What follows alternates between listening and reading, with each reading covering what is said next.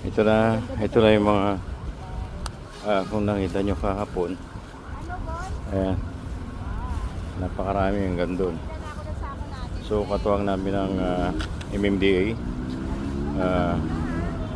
na maglilinis dito sa Dalampasigan, dito sa Baywalk, malapit sa Dolomite Beach. Ito na, napakaraming sako nito.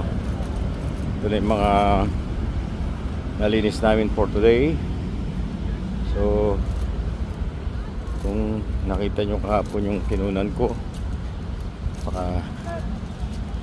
pakarami. So ito tuloy-tuloy lang yung aming pagkuha ng mga basura with the DPS and MMDA.